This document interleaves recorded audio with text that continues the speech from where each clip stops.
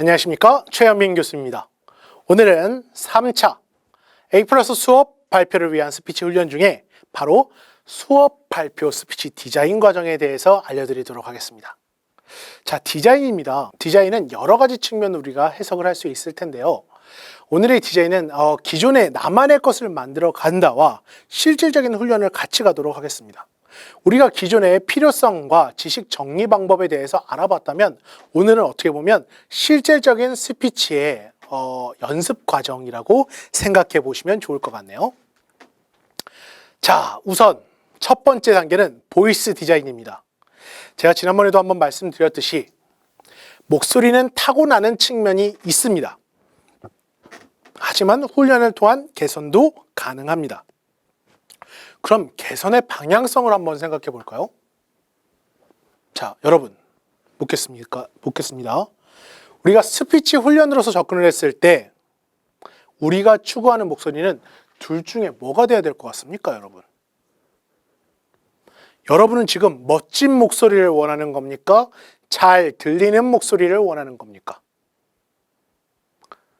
여기서부터 여러분이 오해를 하시면 안 됩니다. 우리의 목적은 타고난 멋진 목소리가 아닙니다. 그리고 멋진 목소리는 사람마다 다 다를 수밖에 없어요. 어떤 사람들은 되게 저음을 되게 선호하는 사람이 있는 반면에 저음으로 하는 사람이 얘기하면 어떻게 되겠습니까? 집중도가 떨어져요. 그 저음만 듣고 있으면 약간 강조점이라든가 아니면 중요한 포인트가 잘 안 들리기 때문에 전달력이 떨어질 수밖에 없습니다. 스피처로서 여러분에게 필요한 건 멋진 목소리 만들기가 아니라 잘 들리는 목소리 만들기라는 걸 꼭 기억을 해 주시고 디자인이 시작될 겁니다. 오해하지 마세요. 멋진 목소리가 아니라 우리는 잘 들리는 목소리의 전달 방법을 배우시게 될 겁니다. 자, 그럼 잘 들리는 목소리의 기준은 뭔가? 이런 거라고 보실 수 있어요. 제일 중요한 것,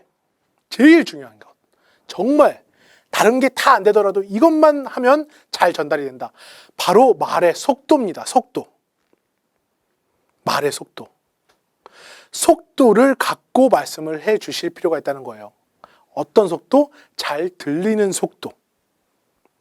흥분하지 말고, 감정적으로 폭발하지 말고, 마음이 급해지지 말고, 긴장에 휘둘리지 말고, 안정적인 속도를 유지하는 게 가장 목소리가 잘 들리게 하는 방법입니다. 지금 제 강의만 하더라도 그래요, 여러분. 제가 여유를 갖고 말할 때의 전달력과 마음이 급해져서 조금 더 빨라졌을 때 목소리 톤, 내용, 딕션은 확실하게 차이가 있습니다.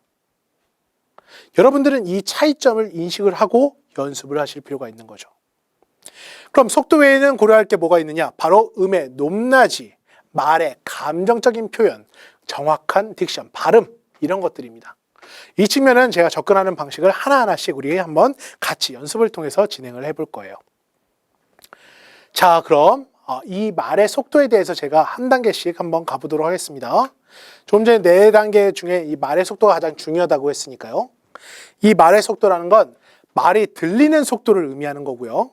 말이 이해할 수 있는 속도를 의미하는 겁니다. 이게 좀 차이가 있어요. 어떤 의미인지 한번 곰곰이 한번 생각을 해보겠습니다. 말이 들리는 속도라는 건 잘 들릴 정도로 잘 해석이 된다라는 것까지 포함한다는 걸 의미하는 거예요. 그냥 단순히 귀로 들린다. 우리가 예를 들어서 BY의 랩이나 아웃사이더의 랩 같은 걸 들으면 들리죠. 안 들리는 것도 있긴 하겠지만 저 같은 경우에는 좀 안 들리는 게 있어요. 웬만해서 들린다고 쳐봅시다. 근데 내용이 다 이해가 가는가? 별개예요. 왜냐하면 듣자마자 해석되는 게 아니거든요, 사람이. 무언가 해석할 시간이 필요하다는 거죠. 말을 들었을 때 거기에 대한 질문이 있거나 내 의견을 같이 통합해야 될 필요가 있으면 그 생각할 시간, 응대할 시간까지도 고려한다는 겁니다. 그러니까 말의 속도라는 건 단순히 내가 말하는 속도를 의미하는 게 아니라 청자가 말이 들리는 속도, 청자가 말이 이해되는 속도, 청자가 그 말에 대해서 응대할 수 있는 속도, 당신의 말에 대해서 생각할 수 있는 여유를 주는 속도까지도 다 포함된 게 적당한 말의 속도라는 거예요. 그냥 공통적으로 쉽게 얘기하면 생각하시는 것보다 훨씬 더 천천히 하실 필요가 있다는 걸 의미하는 겁니다. 자, 그래서 제가 이걸 한번 실습으로서 해보려고 한번 갖고 와 봤는데요. 우선은 여러분이 연습하는 방식과 연습된 방식에 대해서 한번 이야기를 해보도록 하겠습니다. 이 내용은 촉촉한 초코칩들의 이야기입니다. 제가 한번 그냥 아무 감정 없이 의미 없이 그냥 한번 읽어볼게요. 안 촉촉한 초코칩 나라에 살던 안 촉촉한 초코칩이 촉촉한 초코칩 나라에 촉촉한 초코칩을 보고 촉촉한 초코칩이 되고 싶어서 촉촉한 초코칩 나라에 갔는데 촉촉한 초코칩 나라의 문지기가 넌 촉촉한 초코칩이 아니고 안 촉촉한 초코칩이니까 안 촉촉한 초코칩 나라에서 살아라고 해서 안 촉촉한 초코칩은 안 촉촉한 초코칩 나라로 돌아갔다. 라고 지금 제가 이걸 읽었는데요. 이건 말의 속도를 전혀 고려하지 않은 상태로 읽은 겁니다. 우선 그래도 연습이 됐으니까 이 정도로 읽을 수 있다는 건 알려드리는 거고요. 이걸 그럼 우리가 조금 전에 제가 읽은 방식은 그냥 글을 읽은 방식이에요. 청자에 대해서 고려하지 않고 그냥 읽은 방식이죠. 근데 처음 아마 따라해 보시는 분은 아시겠지만 발음 자체나 안, 초 이게 계속 반복이 되면서 좀 어설프게 들릴 확률이 높습니다. 그럼 이걸 어떻게 하셔야 되냐? 첫 번째는 구분이죠. 구분이에요. 언제 끊어 읽을지에 대해서 구분을 하시는 게 처음이라는 겁니다. 처음에 하셔야 될 행보라는 겁니다. 안 촉촉한 초코칩 나라에 살던 안 촉촉한 초코칩이 촉촉한 초코칩 나라에 촉촉한 초코칩을 보고 촉촉한 초코칩이 되고 싶어서 촉촉한 초코칩 나라에 갔는데, 이런 것처럼 뭔가 끊어 읽기를 통해서 상대가 이 내용에 대해서 이해할 수 있는 여유를 주라는 얘기입니다. 이해가시나요? 이게 다시 처음으로 들어갈게요. 글로 했을 때도 마찬가지고 말로 할 때도 마찬가지예요. 이걸 제가 쭉 그냥 빨리 읽었을 때 여러분 내용 이해가 잘 가셨어요? 어떤 의미인지 이해가 잘 가셨습니까? 반면에 제가 아까 청자에게 들리는 속도, 청자가 해석하고 생각할 수 있는 속도, 바로 이게 끊어 읽기에서 나타나게 된다는 거죠. 이 끊어 읽기를 여러분이 어떻게 구분을 하시느냐에 따라 달라진다는 걸 의미하는 겁니다. 이 촉촉한 초코칩들의 이야기는 아나운서 시험에서 발음 연습할 때 가장 많이 사용되는 지문 중에 하나예요, 여러분. 꼭 어려운 발음을 따라 하실 필요까지는 없어요. 제가 학생들에게 많이 추천하는 건 그냥 어려운 발음을 따라해라가 아니라 그냥 천천히 해 라는 거예요. 그냥 천천히 해.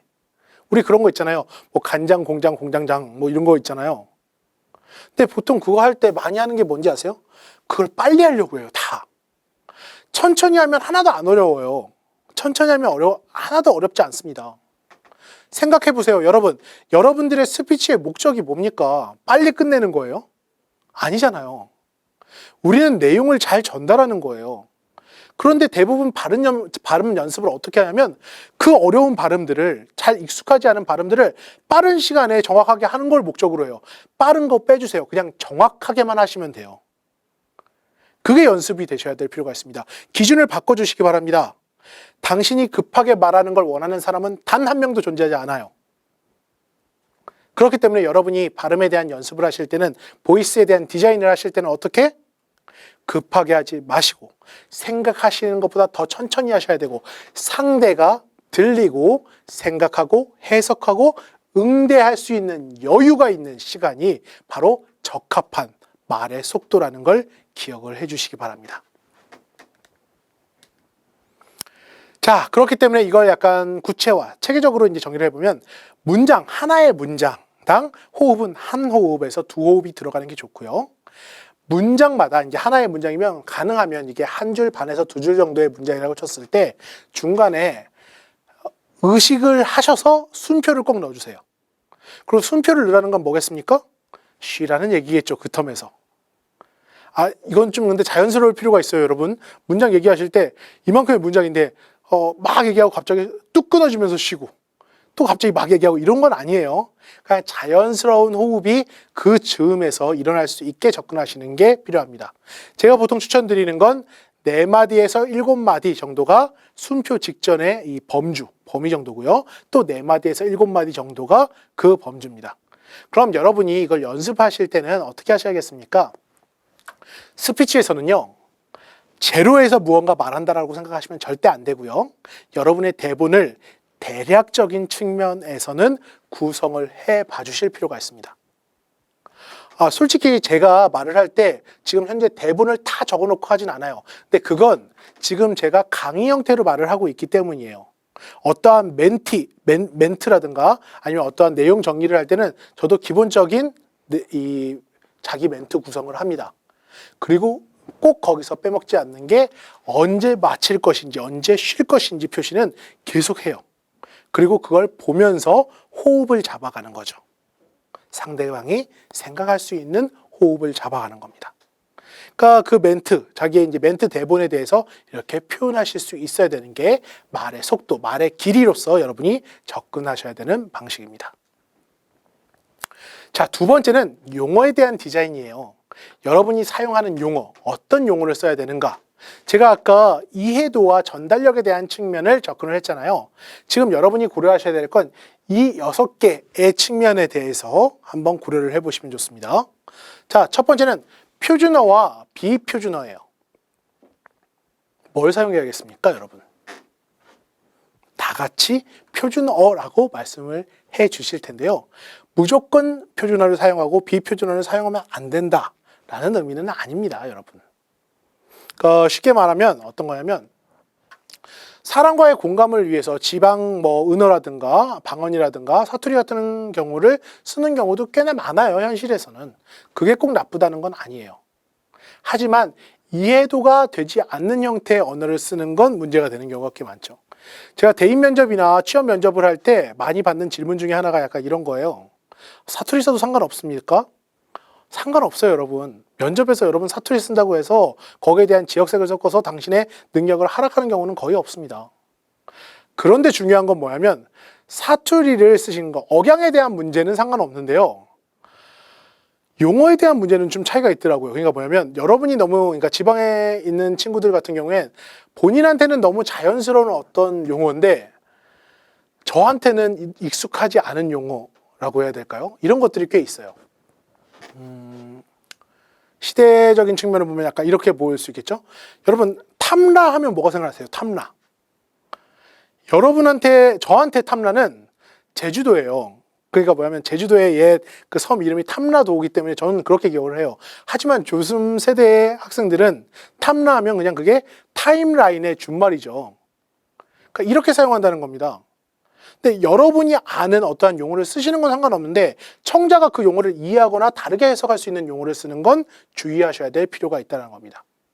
그래서 이걸 가능하면 표준어가 공용적으로 인식되는 언어이기 때문에 그렇게 사용을 해주시고, 특히 단어적인 측면에서 내가 쓰는 언어나 그러한 단어 자체가 나만 알고 있거나 내가 사는 지역에서만 쓰는 건 아닌가, 아니면 누군가에게 불쾌감을 줄 수 있는 언어는 아닌가 라는 건 좀 고려해 보실 필요가 있어요. 이런 측면에서는 약간 높임말 같은 경우에도 이제 좀 나올 때가 있는데요. 제가 이제 누구라고 딱 지칭은 안 하겠지만 유명 강사분들 중에 이렇게 강의를 하시다 보면 반말로 강의를 하시는 경우가 꽤 많습니다. 저는 개인적으로는 되게 좀 싫어해요. 이건 사람마다 취향이 좀 다르긴 하더라고요. 누군가는 반말로 접근하는 거에 대해서 친숙함이 느껴져서 좋다라는 사람도 있는데 저는 거기에 대한 거부감이 매우 강한 사람이에요. 그래서 사람마다 이 취향이 다르기 때문에 그걸 딱 뭘 해라 말아라 라고 말할 수는 없겠지만, 그럼에도 불구하고 상대방이 불쾌감을 가질 수 있기 때문에 그런 것들을 사전에 좀 주의하실 필요는 있겠죠. 자, 그리고 여러분이 스피치에서 고려해야 될 용어 디자인에서 두 번째로 고려하셔야 될 건 바로 이 구어체와 문어체입니다. 단어로서는 들어보셨을 거예요. 구어, 문어. 어떤 차이인지 여러분 알고 계시나요? 구라는 건 말로 하는 체라는 거예요. 말로 하는 체. 지금 제가 하는 방식인 거죠. 문어라는 건 글로 쓰는 체라는 겁니다.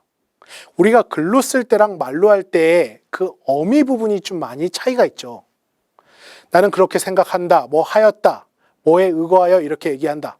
그런데 생각해 보세요. 제가 말을 할 때 그렇게 하면 어떻게 보이겠습니까? 너무 딱딱해 보이지 않겠습니까? 여러분은 무언가를 해야 한다. 첫째는 무엇이다. 둘째는 무엇이다. 지금 제가 무슨 연설문이나 무슨 토론문 같은 걸 하는 게 아닌 상황에서, 이렇게 강의를 하는 상황에서 그런 식으로 말을 하는 건 좋은 방식이라고 볼 수 없겠죠. 하지만 제가 여기서 한 가지 팁을 드리겠는데요. 여러분이 스피치에서 하는 방식, 구어체로 쓰시는 건 맞아요. 하지만 글의 구조나 멘트의 구조는 문어체 형식을 따라가는 걸 추천드립니다. 이게 바로 토론에서 많이 쓰이는 방식인데요. 예를 들어서 여러분의 생각을 전달할 때 저는 뭔가에 대해서 이렇게 생각합니다. 그 이유는 다음과 같습니다. 첫째, 뭐 때문입니다. 둘째, 무엇 때문입니다. 셋째, 뭐 때문입니다. 이렇게 한번 설명을 해봅시다. 우리가 일상에서 대화할 때 첫째, 둘째, 셋째라는 말 씁니까? 여러분이 누군가에게 여러분의 의견을 전할 때 난 그렇게 생각해. 첫째 뭐고, 둘째 뭐고, 셋째 뭐야. 이상하죠. 이건 실제 글로 썼을 때 방식이에요. 하지만 스피처는 입장이 좀 다릅니다. 스피처는. 왜냐? 전달력을 고려를 해야 되기 때문이죠. 여러분의 말하는 내용을 청자가 잘 이해하고 잘 전달돼야 되기 때문에 그 내용 정리 혹은 구조에 대한 측면은 문어체적인 측면을 어느 정도는 갖고 오실 필요가 있습니다. 그리고 어미를 통해서 구어체를 변화시키는 거죠. 그러니까 무조건 말하는 거니까 구어체를 써야 된다. 문어체는 쓰면 안 된다. 이런 측면이 아니라 구조적인 측면이나 구성을 할 때는 문어체적인 멘트 구성을 할 때는 그런 측면을 많이 갖고 오셔야 되고 실제 말을 할 때 어미나 이런 것들만 너무 딱딱하지 않게 구어체 형태로 사용하시는 걸 추천드린다는 겁니다. 자, 마지막은 전문성과 이해도입니다. 이건 제가 조금 전에 다시 한번 설명을 했었는데요. 바로 전문성이라는 건 뭡니까? 여러분이 전달할 내용에 대한 전문가로서의 인식입니다. 내가 그만큼 준비를 했다는 건 그 어려운 용어든 전문 용어든 그게 익숙하게 사용할 수 있다는 걸 의미하고요. 그런 용어를 사용했을 때 여러분들에 대한 신뢰성이 올라가는 것도 사실이죠. 그럼 이해도는 뭐냐? 그 전문성이 있는 용어를 이해하기 쉽게 접근을 하실 필요가 있다는 겁니다. 대표적인 게 바로 이제 마이클 샌델의 정의는 무엇인가? 거기에 대한 동영상을 보다 보면 그게 하버드에서 그렇게 인기 있는 강좌임에도 불구하고 우리나라 중고등학생들이 보더라도 이해하는데 전혀 어려움이 없습니다. 그건 전문적인 측면의 용어를 사람들, 청자가 이해할 수 있게 예시와 용어를 바꿔가면서 정리를 했기 때문이죠. 여러분 역시도 여러분이 하는 멘트, 그 대본을 이런 식으로 수정하실 필요가 있습니다. 자, 세 번째는 간단합니다. 바로 감정에 대한 디자인이에요. 한번 보실까요? 오늘 수업 발표는 여러분이 했던 수업 발표는 정말 인상적이었습니다. 라는 단어와 자, 오늘 여러분께서 해주신 수업 발표는 정말 성공적이었습니다. 라는 측면의 차이입니다. 어떤 차이가 있는지 아시겠습니까? 정말 이 단어 자체에 감정이 들어가 있을 필요가 있다는 거죠. 왜냐? 그래야 진짜 같아 보이니까요. 다른 표현을 한번 볼까요? 보세요. 이건 여러분 면접에서 주로 하는 말입니다. 네, 저는 매사에 긍정적으로 살아가고 있는 사람입니다. 어떻게 보이시나요? 긍정적으로 보입니까? 이거 보세요, 여러분. 저는 매사에 긍정적으로 살아가고 있는 사람입니다. 와, 저는 매사에 긍정적으로 살아가고 있습니다. 와의 차이인 겁니다. 진짜인 것처럼 보이게 연습을 해주십시오. 이건 연기 연습이 될 수도 있고 표현 연습이 될 수도 있는데 여러분이 쓰는 용어 있잖아요. 그 멘트 구성하는 그 대본이 있다면 그 대본에서 이러한 감정적인 측면에 혹은 강조해야 될 측면이 뭔지를 파악하시고 그 측면에서 말하는 연습을 통해서 정말이라든가 긍정적인이라든가 이런 측면의 표현이 가능한 스피치. 이게 바로 감정에 대한 디자인을 의미하는 겁니다. 솔직히 이게 안 되는 이유는요. 대부분 제가 말씀드릴 때는 약간 연습 부족이 되게 커요. 대부분 본인의 대본만 숙지하기에도, 그러니까 지금 내가 할 스피치의 내용만 숙지하기에도 버거운 게 현실이기 때문에 이러한 감정적인 측면까지도 진행하기에는, 미리 연습하기에는 좀 없지 않아 무리가 있죠. 하지만 제가 알려드리는 건 뭐겠습니까? 결국 완벽한 스피치 혹은 더 나은 형태의 스피치를 위해선 이 측면, 감정에 대한 디자인까지도 같이 고려하실 필요가 있다는 겁니다. 네, 네 번째는 바로 이미지 디자인입니다. 어떻게 보일 것인가, 바로 이 측면의 디자인도 필요하다는 거죠. 이미지 디자인은 크게 세 가지를 추구합니다. 바로 여러분들이 외형적인 측면에서 청결함과 신뢰성과 긍정성이 얼만큼 드러나는 이미지인가. 그러니까 쉽게 말하면 깔끔해야 되고요. 전문성이 보여야 되고요. 긍정적인 웃음을 계속해서 이미지로서 여러분이 만들고 계셔야 될 필요가 있다는 겁니다. 대부분 발표자로서, 그러니까 수업 발표용으로서는요, 약간 이렇게 생각을 해주시면 되겠어요. 너무 튀는 복장 좋지 않습니다. 복장으로 인해서 이 사람에 대한 거부감, 그냥 간단하게 생각해 보시면 방송에 나오는 노홍철 씨를 잠깐 생각해 보시면 돼요. 패셔너블하지만 발표자로서의 신뢰성을 가지기엔 너무 화려하고 너무 이제 다른 측면에 있어서 시선 분산이 되는 경우가 많기 때문에 복장으로 인한 거부감을 주의해 주시고, 아무리 전문성이 있다고 하더라도, 예를 들어서 여러분 뭐 전문가로서 의사가 딱 나왔어요. 그러니까 의사 가운을 입고 나왔는데 여기에 뭔가 되게 꼬질꼬질해, 뭔가 되게 지저분해, 떡볶이 국물 같은 게 막 묻어 있어.